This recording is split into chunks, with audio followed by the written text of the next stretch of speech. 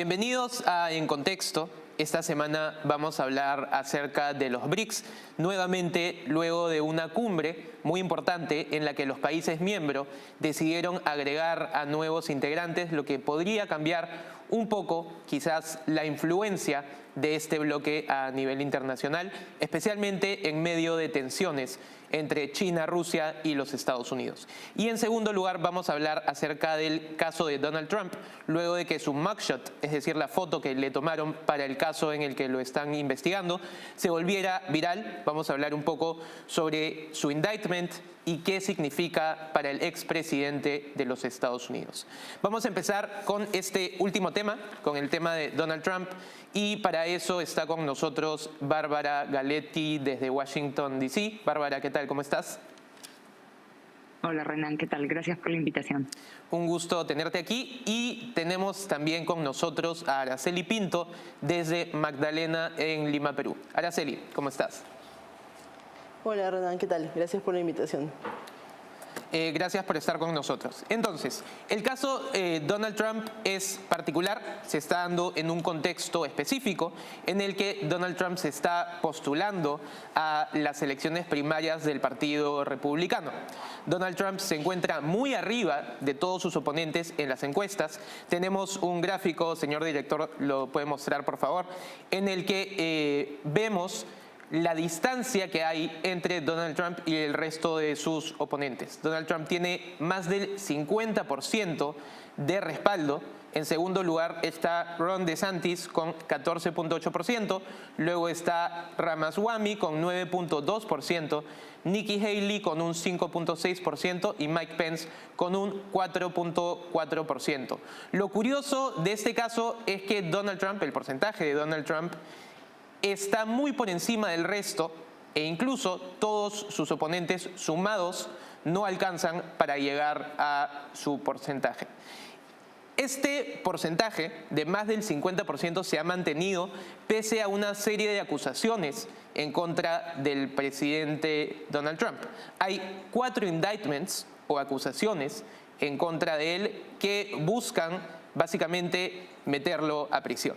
Pero vamos a ver qué significa un indictment, de qué se está acusando a Donald Trump. El último indictment ha sido en Georgia, en los Estados Unidos, y ahí es donde se le tomó esta fotografía famosa.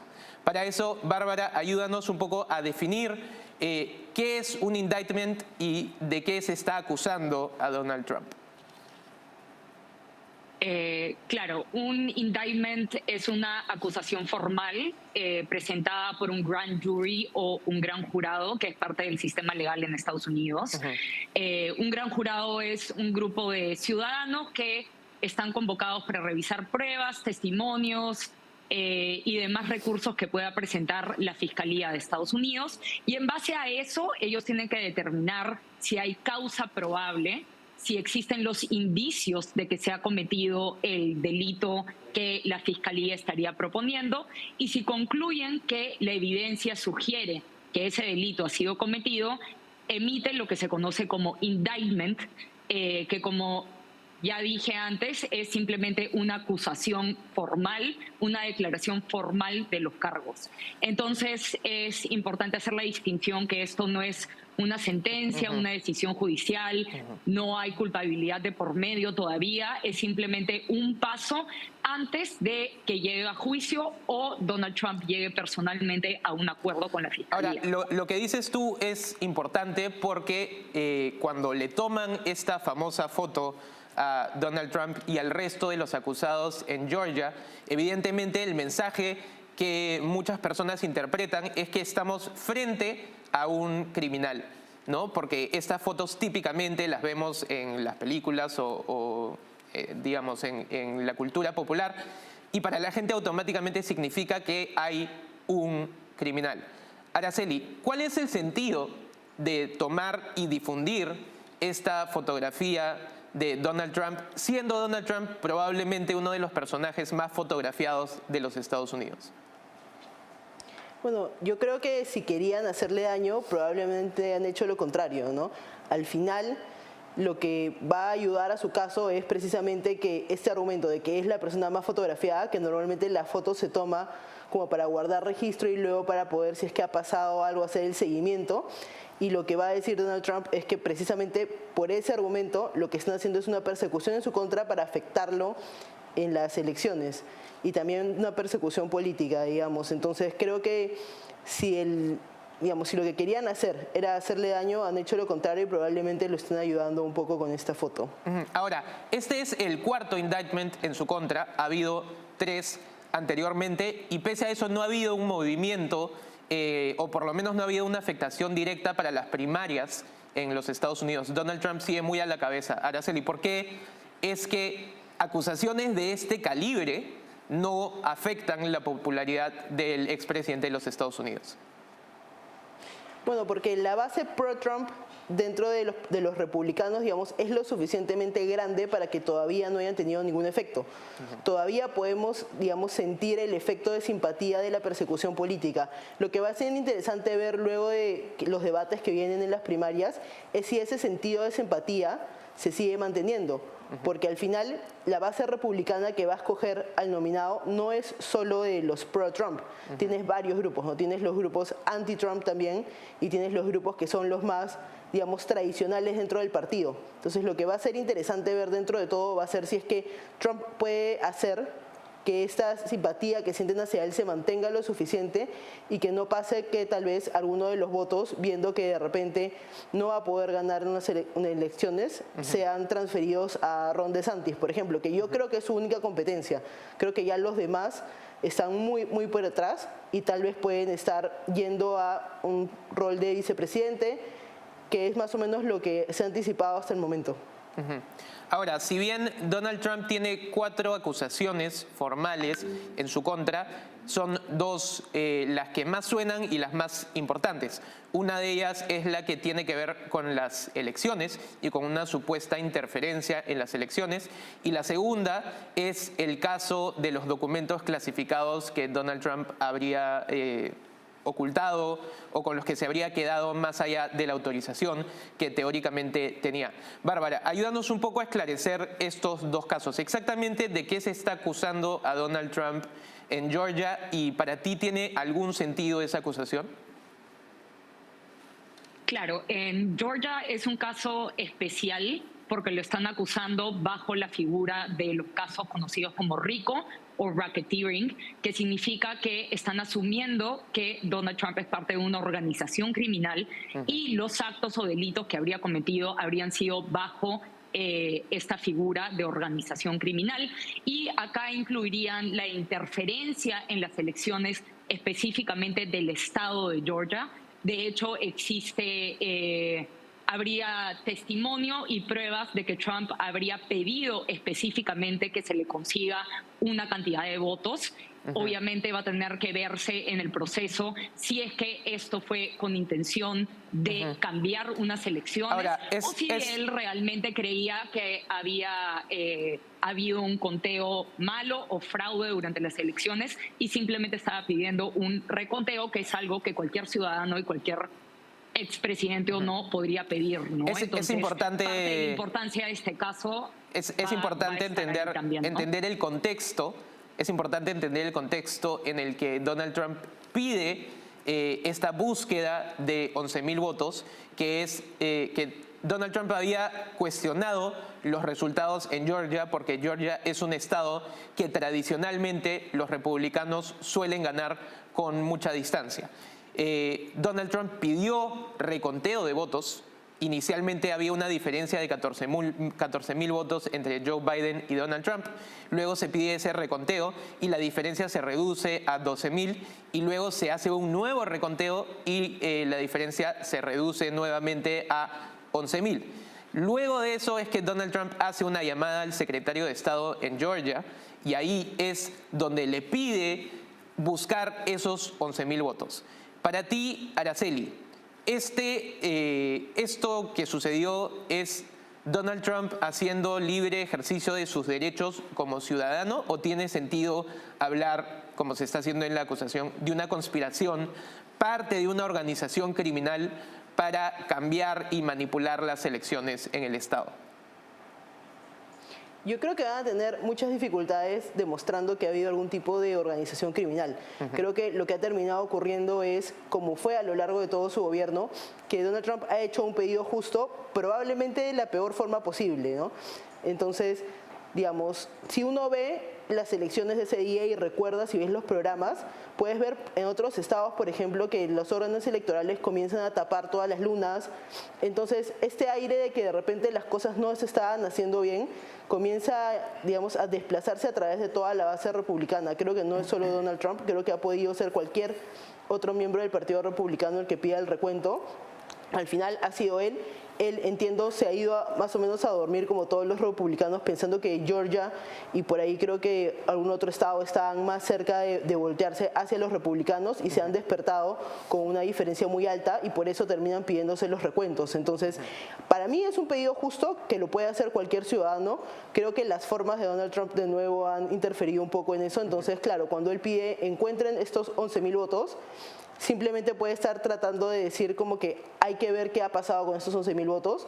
Entiendo por qué la Fiscalía lo puede usar para su favor, pero de nuevo, creo que es un caso que como organización criminal, probar que se formó una organización criminal para poder distorsionar los resultados electorales va a ser muy complicado.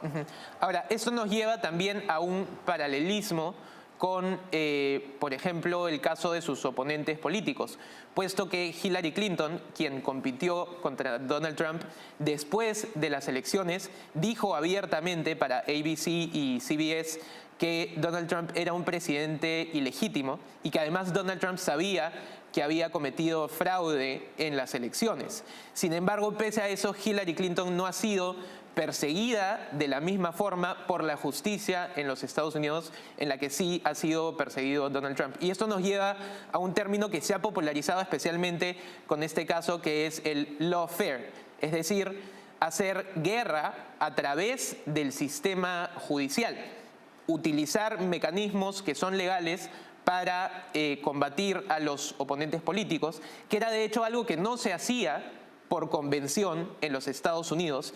Donald Trump no persigue a Hillary Clinton, por ejemplo, pese a que dijo que la iba a meter presa, pero en este caso tenemos 4 acusaciones serias, además de varias acusaciones más menores, contra un presidente que está postulando a las elecciones por un departamento de justicia, además dirigido en parte por el presidente de los Estados Unidos actual, Joe Biden, que podría ser el oponente de Donald Trump. Bárbara, ¿tú crees que tiene sentido hablar de lawfare o guerra a través del sistema jurídico en este caso? Sí, Renan, creo que se está volviendo común en este último año, no solo por el paralelo, como tú comentas, entre Hillary Clinton, que cuando Donald Trump fue presidente, a pesar de haber dicho que perseguiría a Hillary de manera penal, no lo hizo y ha dicho en entrevistas que él respeta la presidencia lo suficiente como para no estar buscando este tipo de actos contra sus oponentes políticos. Obviamente puede ser verdad o no, pero eso es más o menos como él se ha conducido cuando era presidente y no estamos viendo lo mismo con Joe Biden, ¿no? Y por otro lado tenemos el ejemplo también de Hunter Biden, del hijo de Joe Biden, que está siendo investigado y para la persona a la que hay considerablemente más pruebas o indicios de actividad criminal y se está cubriendo mucho menos y se está persiguiendo mucho menos y pareciera que hubiese menos gravedad cuando se trata de una persona del Partido Demócrata en lugar de Donald Trump, no solo por el Partido Republicano, sino Donald Trump específicamente como persona. Sabemos que genera un montón de anticuerpos y esto lo estamos viendo en los 4 casos distintos, como tú dices, de los indictments, y también sabemos que en New Hampshire hay un grupo de activistas que está intentando sacarlo del ticket para que ni siquiera pueda participar de las primarias del Partido Republicano, ¿no? Entonces, definitivamente vemos mucho más movimiento alrededor de Trump, a pesar de que otros actores políticos podrían estar en una situación similar y no la están. Vamos a hablar luego sobre el caso de la familia Biden, pero primero me gustaría, Araceli, reflexionar contigo un poco de qué significa para la democracia en los Estados Unidos, una democracia en la que las convenciones y las reglas no escritas son importantes, como la regla de no perseguir a los oponentes políticos, que para los hispanoamericanos es algo muy común, que cuando entra un presidente investiga al presidente anterior y terminan todos presos, como en el caso de Perú, por ejemplo, donde los últimos 5 o 4 presidentes han terminado tras las rejas. ¿Qué significa para una democracia como la estadounidense lo que está sucediendo? ¿Crees que se está abriendo una puerta peligrosa? Creo que vamos a tener que esperar para responder esa pregunta. Y antes de tratar yo de responderla, sí quiero hablar de otro caso que es otra investigación que tiene Trump de Mar-a-Lago, que es por tener documentos clasificados en un lugar que, digamos, no era permitido y manipularlos, que es un caso muy similar al que tuvo Hillary Clinton también con los servidores que estaban en su casa con material clasificado y al final, digamos, no pasó nada. Entonces, creo que ese va a ser otro ejemplo en el que vamos a poder ver si hay una suerte de doble estándar. Pero yo creo que tal vez los republicanos anti-Trump y los demócratas están apostando un poco más a que Trump es tan outsider de la política que esto no va a afectar, digamos, el entendimiento que hay del bipartidismo que ellos tienen en los temas legales, ¿no? Creo que diferente es el caso de Joe Biden y Hillary Clinton porque ellos son parte central del desarrollo del Partido Demócrata, entonces yo creo que los demócratas están apostando un poco a que los republicanos no van a comerse ese pleito por Donald Trump y no va a haber una especie de venganza. Creo que es una apuesta arriesgada porque creo que vamos a tener que ver todavía si es que tiene suficiente fuerza Donald Trump dentro del Partido Republicano para poder cambiar esa perspectiva. Es una apuesta bastante arriesgada, podría funcionarles, pero yo creo que las probabilidades son que no les funcione y que terminemos entrando en una especie de convivencia un poco más complicada de lo que ha habido en los últimos años. Y esto se relaciona también con las consecuencias que puede tener la investigación en la campaña de Donald Trump. Los efectos evidentemente van a ser distintos para las primarias que para las elecciones generales, donde posiblemente compita contra Joe Biden. Vamos a hablar de esto cuando regresemos del corte comercial. Volvemos en unos instantes.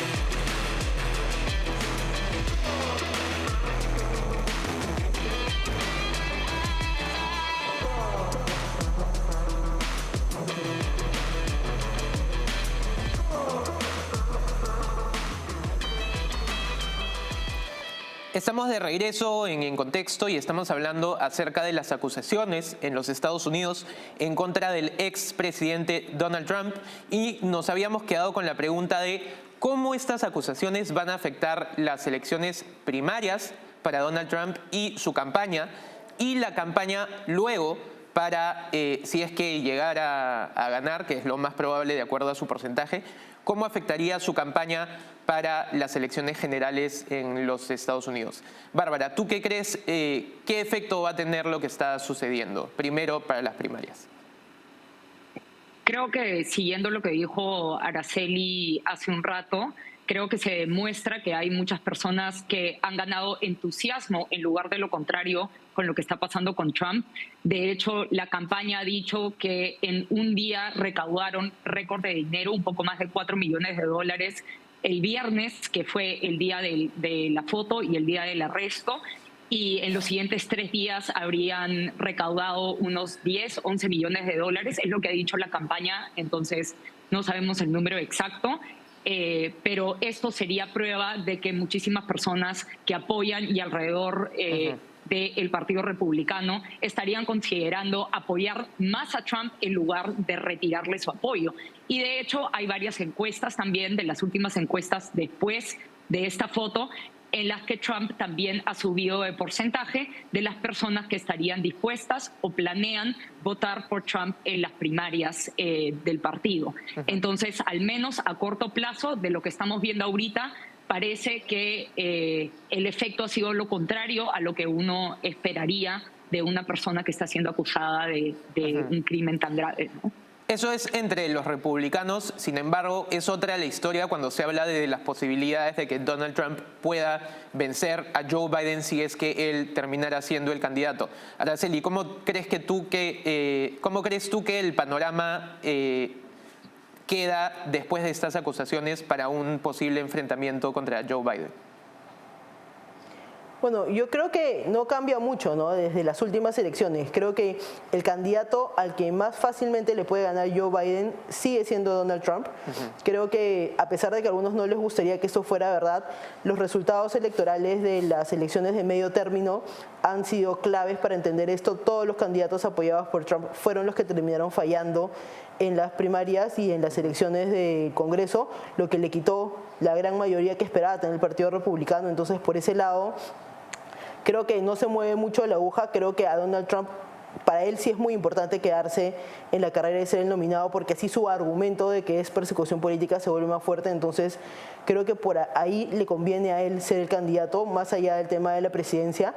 Y creo que va a ser una elección, si es que siguen avanzando los casos, bastante compleja.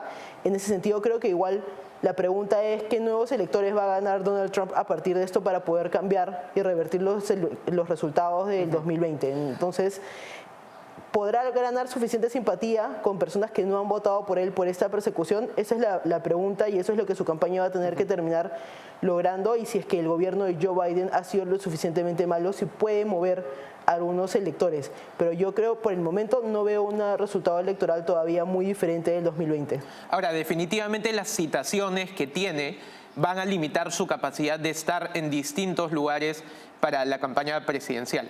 Esto ya nos lleva al caso de los Biden, puesto que Joe Biden también está envuelto en múltiples escándalos por su hijo. Y además esto abre la posibilidad de que a Joe Biden se le acuse en el Congreso de los Estados Unidos y de ir hacia un impeachment, hacia la posibilidad de destituirlo o por lo menos de hacerle un juicio político, propuesta que está ganando más apoyo entre los republicanos por la fortaleza del caso que hay en contra de Joe Biden, en la que aparentemente su nombre habría sido utilizado por su hijo para conseguir dinero internacional mientras él era vicepresidente del gobierno de Barack Obama. Bárbara, ¿puedes explicarnos un poco de qué trata el caso de los Biden y por qué es importante hablar de él? Claro, bueno, es importante porque implica primero al actual presidente de Estados Unidos y, como dijiste, él era vicepresidente de Obama cuando estos actos supuestamente criminales habrían sucedido. Como sabemos, Hunter Biden, el hijo de Biden, estaba en el consejo, en el directorio de empresas extranjeras y, como mencionaste, habría usado el nombre de su padre para presionar ciertas cosas, para conseguir dinero y para favorecer a estas empresas, teniendo a alguien tan importante a la cabeza de Estados Unidos. Y esto incluiría empresas en Ucrania, empresas rusas, y hay movimientos bancarios en los que vemos que entra dinero a la cuenta de Hunter Biden, que a pesar de que no sea la cuenta de Joe Biden, personalmente igual contaría como recibir dinero estando en la cabeza del Estado, ¿no? Entonces, estas investigaciones todavía están en curso. De nuevo, todavía no hay una sentencia de la que podamos cogernos para hablar de este tema, pero definitivamente mancha la imagen de Joe Biden de supuestamente estar limpio y ser no corrompido, como en contraste a Donald Trump, y creo que eso también podría afectar su campaña en las siguientes elecciones, ¿no? El punto que mencionaste, Bárbara, sobre de que no hay evidencia de que Joe Biden habría recibido directamente dinero de estas empresas extranjeras, este es el principal argumento que utilizan los demócratas para defender a Joe Biden. ¿Tiene sentido, Araceli, esta defensa para ti? ¿Se necesita probar directamente que Joe Biden recibió en sus cuentas bancarias dinero como para tener un caso grave entre manos? ¿O es suficiente como para hablar de problemas legales para Joe Biden? Digamos, si estamos hablando del plano meramente jurídico, claramente necesitan más pruebas, pero un impeachment es más un juicio político, ¿no? Y por eso precisamente la figura calza un poco mejor. Al final no tienen que haber necesariamente todas las pruebas del mundo, así como contra Donald Trump en los 2 impeachments que trataron de aprobar no habían tantas pruebas. El caso de Hunter Biden es particularmente complejo porque hay un montón de evidencias a lo largo del camino y hay un montón de evidencias que generan muchas suspicacias, ¿no? Por ejemplo, Hunter Biden no es una persona que está bien versada en temas de política energética como para estar en el directorio de una de las más grandes empresas, digamos, de Europa, de Euroasia del mundo, y estuvo en uno de esos directorios justo en el medio de los problemas además que tenían Estados Unidos y Rusia con Ucrania. Entonces, digamos que fue un momento muy particular para que tuviera tanto poder en una empresa energética y además entiendo que los testimonios que están dentro del caso un poco van al tema de la cercanía que él decía tener con su padre, ¿no? Que en una reunión agarraba el teléfono, llamaba y decía hola papá. Entonces ese tipo de cercanías que trata de demostrar hacen que se generen más suspicacias. El hecho de que hayan personas que paguen por obras de arte de Hunter Biden más de $100,000 cuando no es un artista muy conocido, también hacen que se generen suspicacias alrededor de cómo ha estado consiguiendo su dinero, que obviamente era a través de demostrar la cercanía que tenía con Joe Biden, que en ese momento era vicepresidente y que ahora es presidente. Entonces, hacer el trazo del dinero para ver si es que efectivamente Joe Biden recibió dinero va a ser complicado, pero cuando hablamos de un impeachment no estamos hablando de un juicio en el que tiene que presentarse evidencia y tiene que haber, digamos, toda una especie de estudio alrededor de si eso lleva suficientes indicios. Tiene que haber una especie de juicio político y yo creo que para ese caso podría ser suficiente. Ahora, como no hay suficientes votos de nuevo, pues en el tema del Senado, probablemente no pase nada en un impeachment, pero podría generarle problemas en su campaña.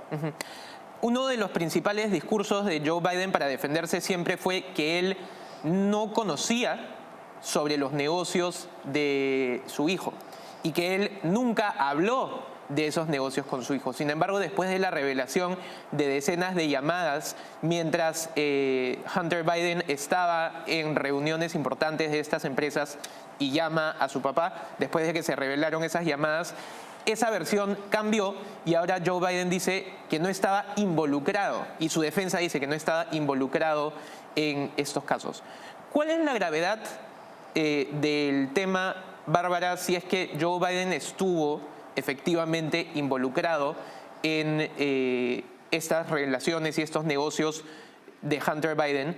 ¿Y qué diferencia hay entre la gravedad de esto y los casos de Donald Trump en los que se dice que habría intentado manipular elecciones, por ejemplo?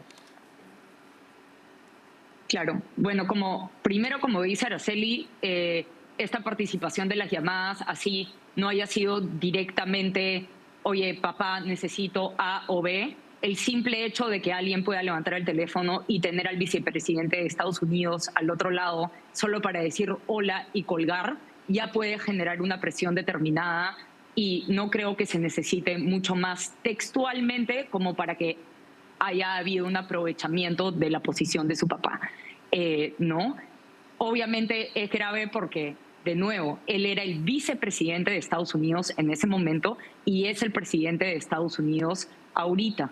Entonces, veremos cómo se lleva a cabo esta investigación, veremos a qué se llega en esta investigación, porque había un acuerdo previo al que Hunter Biden había llegado con la Fiscalía y este acuerdo se ha caído. Entonces vamos a ver todavía qué es lo que sucede, cuál es el grado de inmunidad que tal vez reciba Hunter Biden para futuros casos, y esto también nos va a demostrar qué tanto la Fiscalía está siendo partidaria en este momento o no, porque estamos viendo la severidad con la que se están manejando los casos de Trump.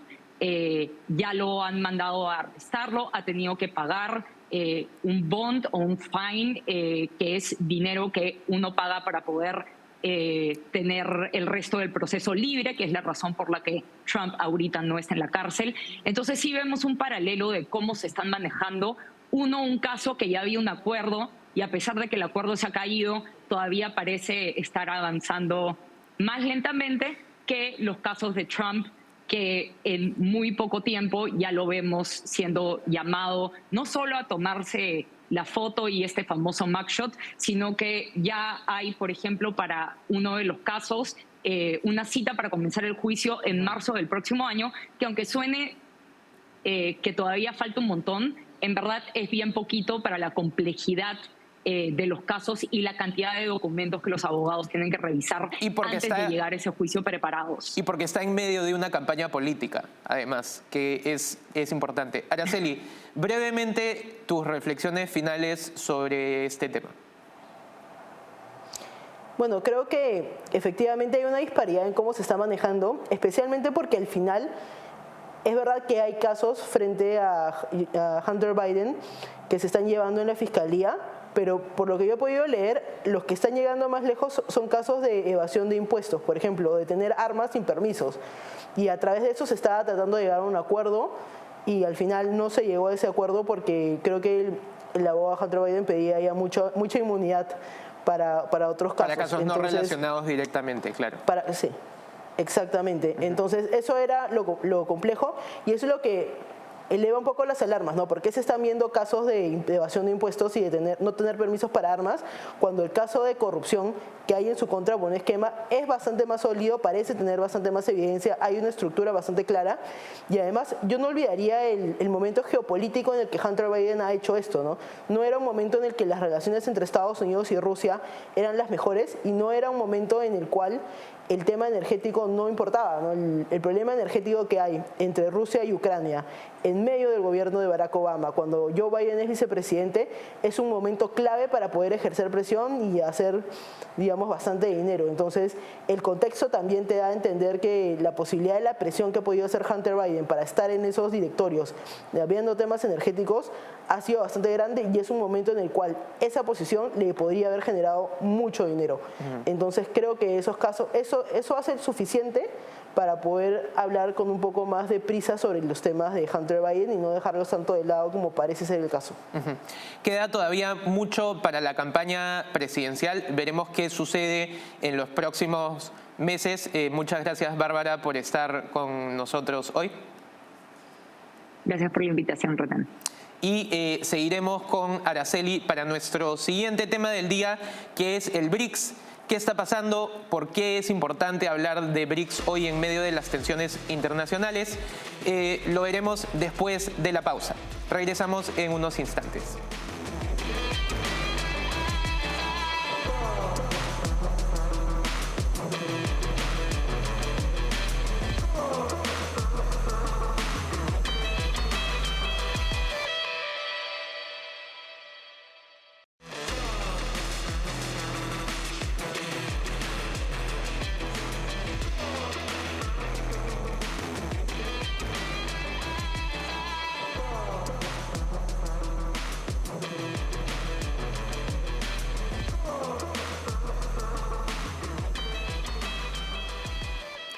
Estamos de regreso en Contexto y para el segundo tema del día vamos a hablar acerca de BRICS, luego de una cumbre que se celebró el mes pasado donde se tomaron dos decisiones importantes a nivel internacional y para hablar sobre este tema tenemos con nosotros a Daniel Lacalle desde Madrid, en España. Daniel, ¿qué tal? ¿Cómo estás?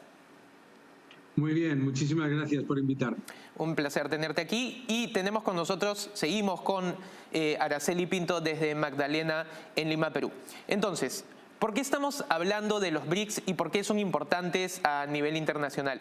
Los BRICS son un bloque informal porque no existe ningún tratado entre los países que lo integran, constituido por Brasil, Rusia, India, China y Sudáfrica.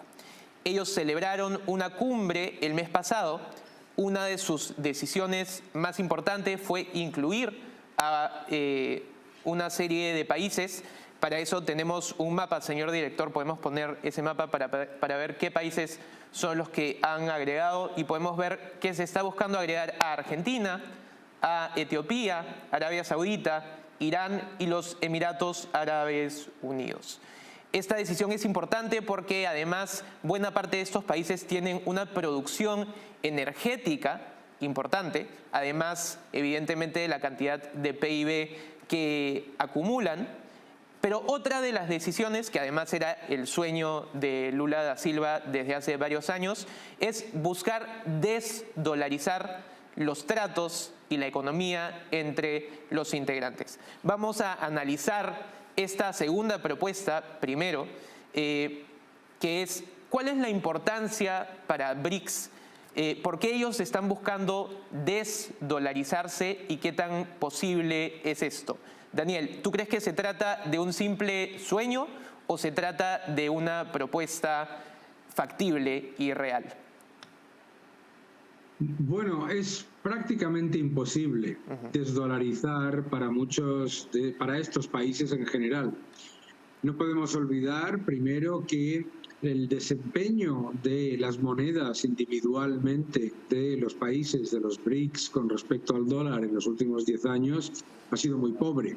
Han sido monedas que se han devaluado mucho y además la unión de varios de estos países que acabas de comentar pues añade países cuya responsabilidad monetaria y fiscal es más que cuestionable. Al final, lo que no parece evidente para algunos países, para algunos gobiernos, es que la decisión de utilizar una moneda no ocurre porque la imponga un Estado o un grupo de Estados.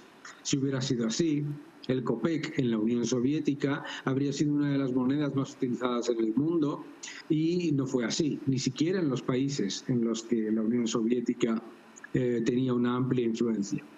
Es muy importante, por lo tanto, entender que para que una moneda sea utilizada a nivel global, tiene que tener varios factores. El primero es que tiene que ser una reserva de valor.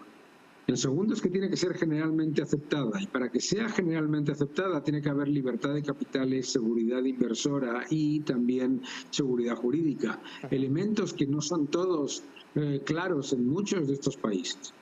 Por lo tanto, sumar un grupo de monedas que son ya de por sí débiles no hace una moneda fuerte. Y lo hemos visto, por ejemplo, pues como aunque ha sido un éxito monetario, el euro no ha podido desbancar al dólar, ni siquiera ha desdolarizado la economía.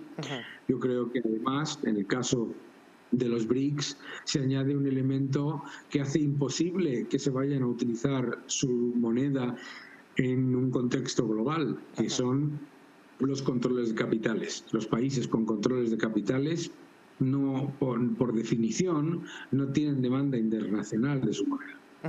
Ahora, el caso de China es particular porque es quizás uno de los miembros más importantes del BRICS y que además intenta promover su moneda a nivel internacional. De hecho, en Argentina, Sergio Massa estaba haciendo un acuerdo para pagar su deuda con yuanes. Daniel, ¿qué posibilidades existen de que China realmente consiga esta fortaleza para su moneda, especialmente dentro de una crisis económica como no se ha visto en múltiples años? Crisis que además muchos comparan con lo que sucedió en Japón, cuando muchos pensaban que iba a ser la potencia hegemónica mundial en cuestión a economía. ¿Cómo lo ves tú?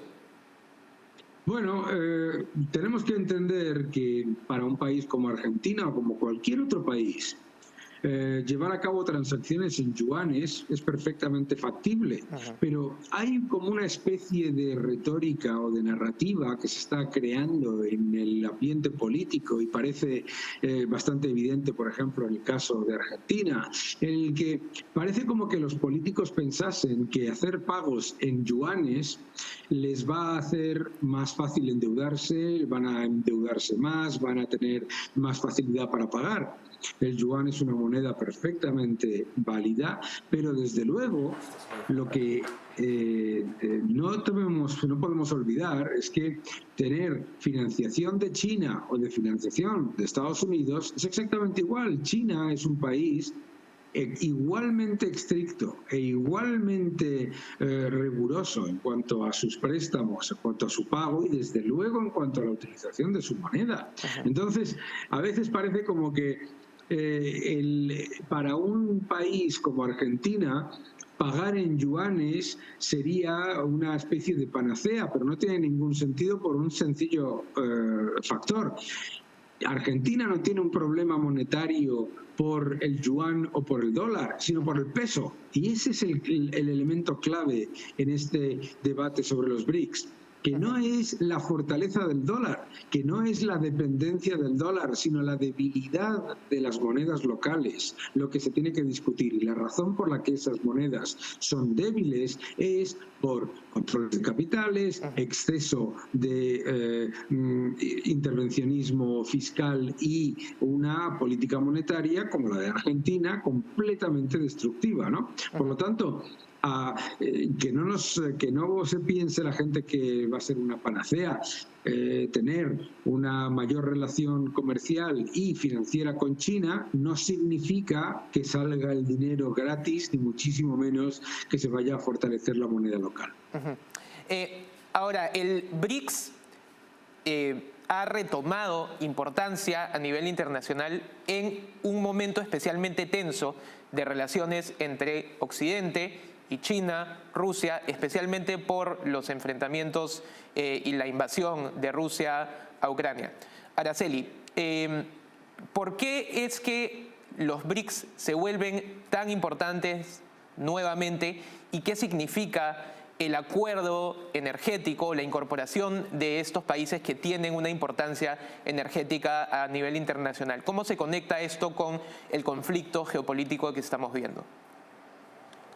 Bueno, yo creo que la explicación de Daniel ha sido perfecta en el sentido de la carencia de sustento económico que hay para las acciones que están tomando. Me queda claro que es un objetivo completamente geopolítico de tratar de cambiar el enfoque, digamos, económico global de lo que es la tradición liberal, digamos, a un nuevo paradigma. Ahora, ¿van a ser exitosos?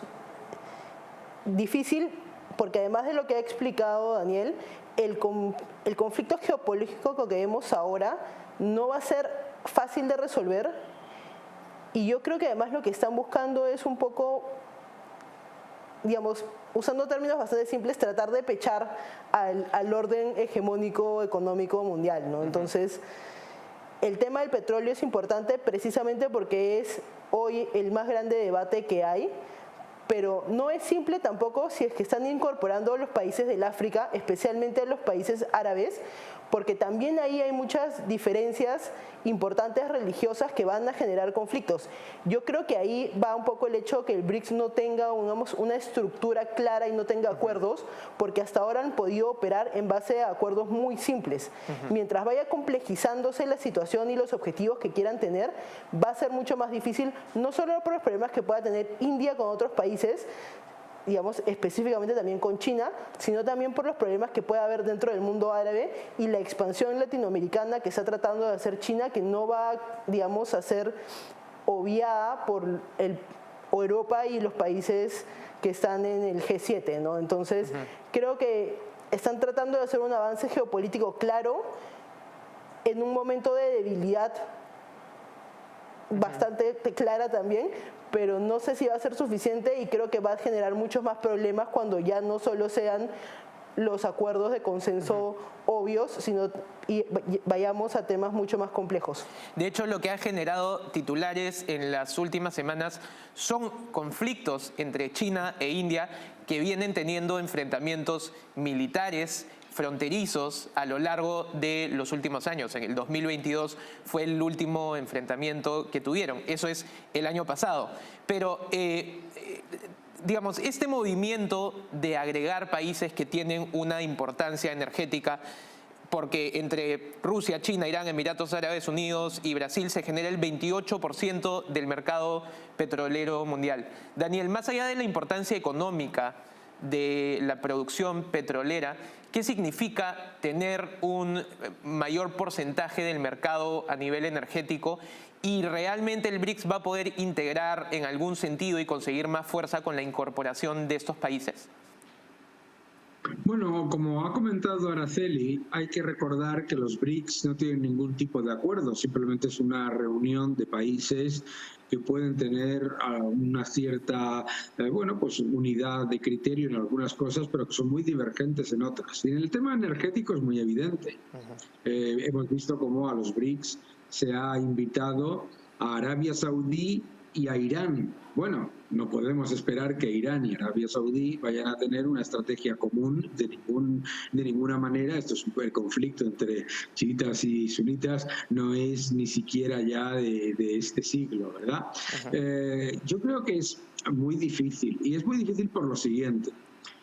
Nosotros ya hemos visto la incapacidad de la OPEP para controlar el precio del petróleo y para introducir rigideces dentro del sector petrolero. La OPEP, que controla más del 30% de la producción de petróleo y junto con Rusia llega prácticamente el 40%, a pesar de recortes de producción, de todo tipo de medidas, etcétera, el nivel de unidad dentro de esos países es muy pequeño, y después se comprueba también que su capacidad de influir en el precio es muy relativa. Si no, no estaría el petróleo por debajo de los $80. Entonces, no le quitemos valor a la confluencia de países alrededor de una serie de objetivos estratégicos, pero tampoco le demos exceso de poder, porque nos estamos muchas veces olvidando de que el sector del petróleo es muchísimo más flexible y muchísimo más, digamos, abierto de lo que sugieren a veces pues las teorías geopolíticas, ¿no? Daniel, Araceli, los invito a quedarse unos minutos más conmigo para continuar con esta discusión. Seguimos después del corte comercial. Regresamos en breve.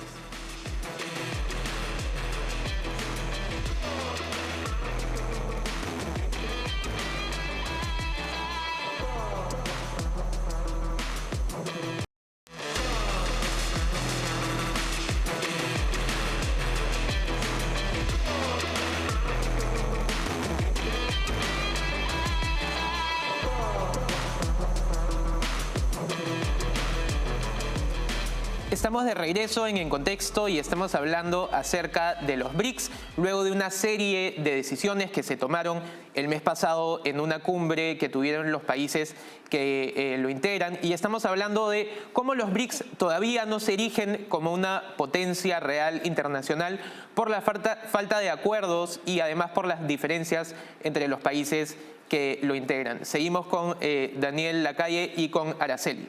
Ahora, el BRICS existe un poco como una contraposición al G7, Araceli. ¿Cuál es la diferencia entre el G7 y los BRICS? Digamos, más allá de que el G7 tiene países que sí son aliados, ¿qué fuerza tiene el G7 versus el BRICS desde tu punto de vista?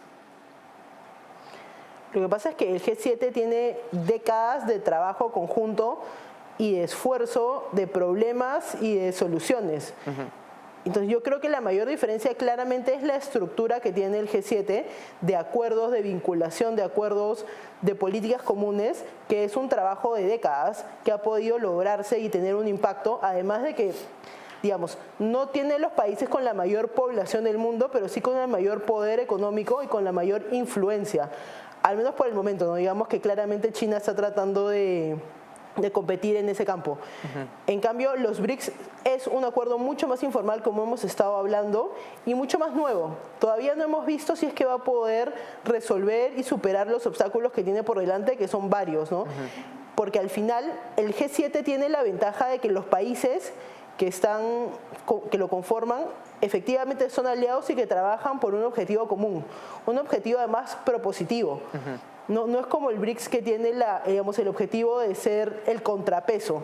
Ese objetivo negativo genera bastantes problemas porque no tienen una meta a la cual trabajar que vaya a generar, digamos, políticas comunes y que vaya a tratar de generar algún tipo de desarrollo para los países que lo involucran. Me parece claro el aspecto geopolítico además, porque están involucrando a Argentina, que es un poco, además de Brasil, la entrada que tienen a Sudamérica y también a los países africanos. Entonces, yo creo que lo que estamos viendo, la mayor diferencia, además de una estructura, son décadas de trabajo y de confianza entre esos países, que no es fácilmente reemplazable por el poder adquisitivo que puedan tener los países del BRICS. Ahora, Daniel, ¿qué importancia tiene BRICS como bloque o los países que lo integran, digamos China e Irán, con Hispanoamérica y además con América Latina? China es muy cercano comercialmente a varios países, Irán se está acercando peligrosamente también a varias dictaduras en América Latina, como Nicaragua, por ejemplo. ¿Qué significa esto para ti? Claramente, algunos de los países que llamamos BRICS y de los invitados a estos BRICS tienen un objetivo, que es el de expandir su nivel de poder financiero global hacia Latinoamérica, y hacerlo con iniciativas de financiación de regímenes débiles. Obviamente la más evidente, pues lo acabas de comentar tú muy bien, Nicaragua, Cuba, Venezuela, etcétera, son, digamos, formas de entrada en las que esos países o esos gobiernos, ante la destrucción monetaria y la destrucción de sus relaciones comerciales con muchos países, pues digamos que se encuentran debilitados y por lo tanto, vuelvo a lo que decía al principio, ni Irán, ni China, ni Rusia son países que son menos estrictos ni menos rigurosos en cuanto a su forma de llevar a cabo negocios, de prestar o de financiar. Pero son países que, si pueden aprovechar la debilidad de un régimen, de un gobierno o de un país en un momento dado, pues obviamente les servirá como una forma de establecerse de una manera más fuerte en, digamos, en el territorio internacional. Yo creo que eso es claro, ¿no? Y yo creo que Araceli ha dicho una cosa muy clave, muy importante, que es interesante la idea de que los BRICS parece tener como propósito un objetivo en contra de algo, no un objetivo propositivo, ¿verdad? Y eso claramente pues es parte de lo que es, en mi opinión, el verdadero objetivo final, que es que yo creo que China está tomando una posición financiera y de poder muchísimo mayor en regímenes mucho más débiles y con situaciones de seguridad jurídica más comprometidas. India es hoy quizás uno de los países más importantes dentro de BRICS, conforma la I del acrónimo, pero además la India se ha convertido, según algunos cálculos, en el país con la mayor población del mundo, y además está hoy compitiendo en la carrera espacial, incluso se ha adelantado llegando al polo sur de la Luna, cosa que no habían logrado ni Estados Unidos, ni Rusia, ni otros países del mundo. Daniel, ¿tú ves a India como una superpotencia a nivel mundial económica? ¿Crees que va por ese camino? Y esto es importante además porque India es más cercano a Occidente que otros países del BRICS. ¿Cómo lo ves? Sí, yo creo que India obviamente es una economía con un nivel de potencial y un crecimiento enorme, pero India también tiene otros grandes retos muy complicados, ¿no? Un problema social muy evidente y, bueno, pues, y luego, por supuesto, un problema monetario. No podemos olvidar que la rupia es una moneda que no para de devaluarse con respecto al dólar, incluso siendo una economía de alto crecimiento.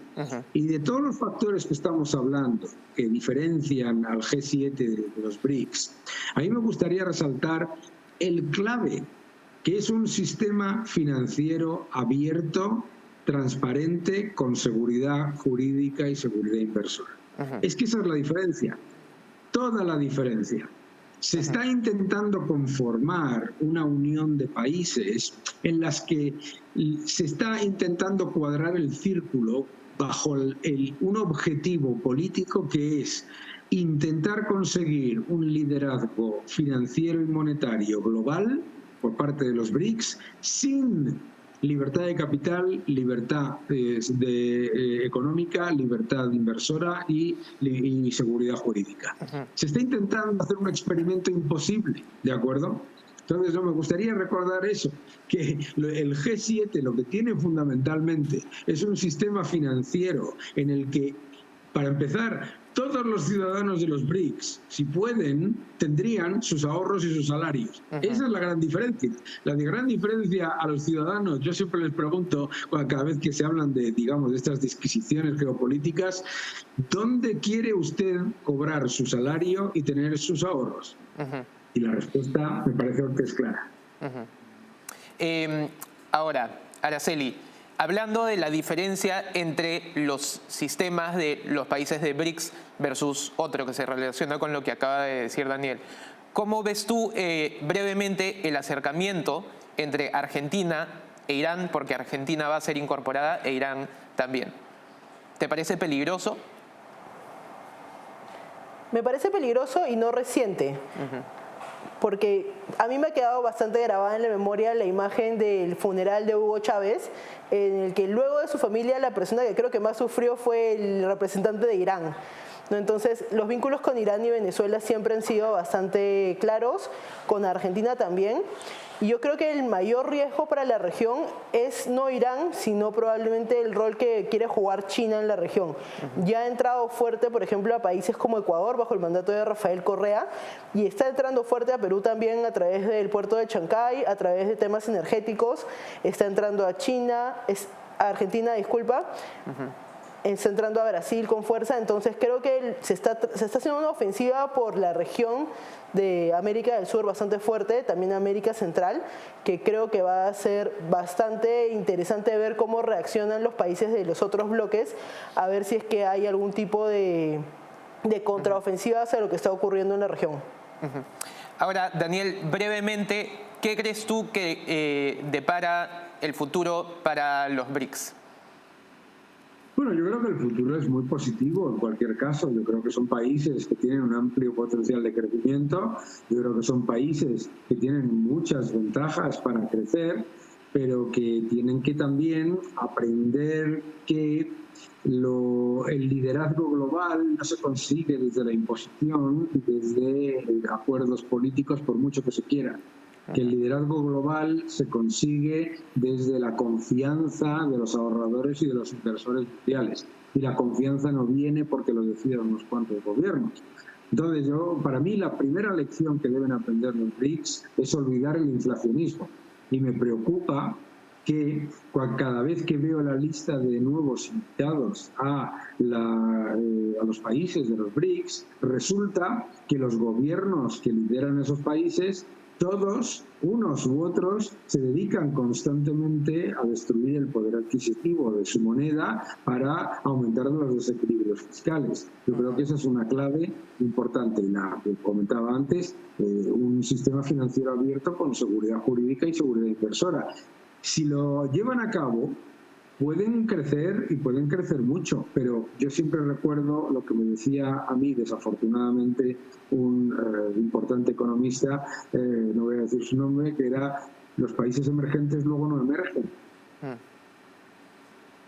Muchas gracias, Daniel, por estar hoy con nosotros. Muchas gracias a vosotros. Gracias, un placer. Gracias, Araceli, por estar con nosotros también. Gracias por la invitación.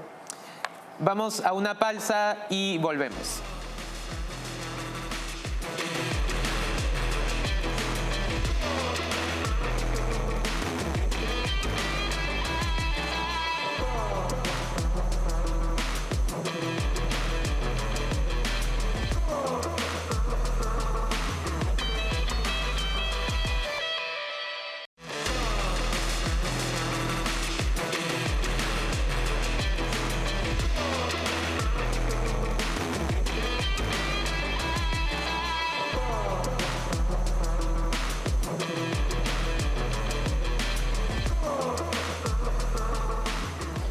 Estamos de regreso y hoy hemos hablado sobre dos temas cruciales internacionalmente. El primero de ellos fue el caso de Donald Trump y cómo este va a afectar su campaña presidencial y la democracia en los Estados Unidos ante la posibilidad de que se esté politizando y se esté utilizando la justicia para vencer a los enemigos políticos. Por otro lado, hemos hablado sobre los BRICS, luego de la cumbre que hubo el mes pasado en Sudáfrica y de las medidas que tomaron estos países para incorporar a nuevos miembros y qué efecto va a tener esto internacionalmente. Esto es En Contexto y nos vemos en la siguiente semana.